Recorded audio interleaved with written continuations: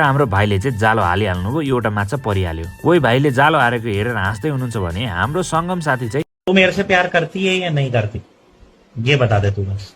भनेर एकदमै बिजी हुनुहुन्छ। उहाँ चाहिँ जालो हाल्नका लागि सिक्दै हुनुहुन्छ हाम्रो सोनी बहिनीले। तर सोनु बहिनीले चाहिँ एउटा पनि समात्नु भएन, किनभने जालै हान्न जान्दैन रहेछ सोनु बहिनीले चाहिँ। अब चाहिँ जालो हाल्ने पालो सोनाम सम्धीको। सोनाम सम्धीले चाहिँ एकैबाट जाल हालेको, दुईटा माछा झ्याप्पै। मायाको जाल र माछाको जाल हाल्न चाहिँ हाम्रो सोनाम सम्धीसँग सिक्नु हो। एकचोटि जालो हानिसकेपछि त्यो चाहिँ परिपर्यो, चाहे केटी होस् चाहे माछा। लास्टमा माछा समात्ने पालो मेरो आयो। सुरुमा जालो हान्दाखेरि एउटा पर्यो भने दोस्रो चोटि हान्दा त जालोमा 20-25 वटै नै पर्यो नि। सोनाम सम्धी भन्दा त मनै कडा छुकी गयो साथीहरू। हेर्नुहोस् त मैले कति धेरै माछाहरू समातेको छु। माछा चाहिँ टन्नै समातिसकेको छ र जोग्दैछ हाम्रो भाइले। जोग्ने क्रममा जुगानी आउँदो रहेछ साथीहरू। यहाँ हजुरहरू आउँदै हुनुहुन्छ भने गम्बुट लगाएर आउनु होला, मजाले सेफ्टी हुन्छ। भाइले चाहिँ माछालाई ड्याममै मार्दै जोग्दै गर्दै हुनुहुन्छ र छिल्याउने र सफा गर्ने काम पनि भाइले नै गर्नुभयो। ल हामीले चाहिँ अघिको वाटरमेलनलाई 2 टुक्रा पारी पिस पारी सपक खाँदैछौँ। खाइसकेपछि हाम्रो भाइले चाहिँ माछा रेडी गरिसक्नु भएको छ र हामीले माछा लिएको छौँ 20 किलो। 20 किलोको पेमेन्ट कोही क्यासबाट गरियो भने कोही क्युआरबाट गर्दै हुनुहुन्छ।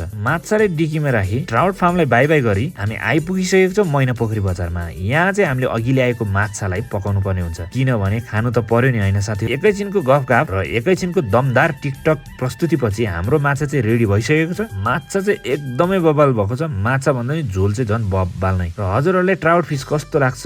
म र मेरो सोनाम सम्धी र हाम्रो म्यामहरू अनि हाम्रो दावा सम्धीलाई चाहिँ झन् एकदमै मिठो लागेछ माछा। अनि एउटा कुरा, हजुरहरूलाई माछा खाँदाखेरि काँडाको डर लाग्छ कि लाग्दैन? तर मलाई चाहिँ एकदमै डर लाग्छ। तर डरै नलाग्ने चाहिँ हाम्रो सम्धी रहेछ है। हेर्नुहोस् त कति चाँडो सकाउनु भएको हाम्रो सम्धीले। हाम्रो आजको बैतेश्वर गाउँपालिकामा रहेको ट्राउट फिस फार्मको भ्लग कस्तो लाग्यो? राम्रो लागेमा लाइक शेयर कमेन्ट गर्न सक्नुहुन्छ। र यस्तै मिठो भ्लग हेर्न चाहनुहुन्छ भने मलाई फलो गर्नु होला। यस्तै छोटो मिठो खालको भिडियो लिएर आउने नै छु। अब भेटौँ अर्को भिडियोमा। हस् त, बाई बाई।